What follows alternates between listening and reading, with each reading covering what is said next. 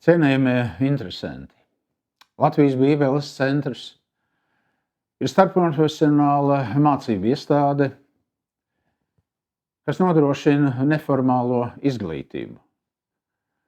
Un tā pastāv jau vairāk kā 30 gadus, sasniedzot ap 100 studentu mācību gadā. Neformālā izglītība ir arī apstiprināta Rīgas domes izglītības departamentā.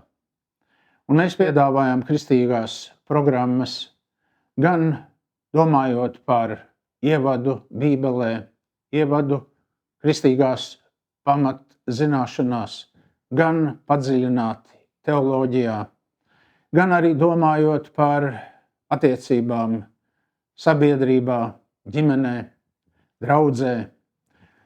Domājot par tiem, kas kalpo dažādās kristīgās organizācijās, sniedzot palīdzību cilvēkiem viņu dzīves sociālajās situācijās.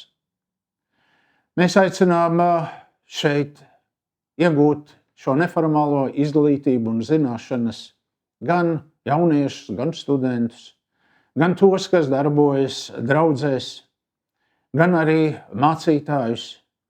Jo kopēji domājot šeit par mūsu ģeopolitisko situāciju, par draugu situāciju Latvijā, par starpkonfesionālo sadraudzību un sadarbību, tas ir ļoti nepieciešams, lai mūsu kopējā nostāja un vienotība būtu tā, kas paustu Kristus evaņģēliju pasaulē.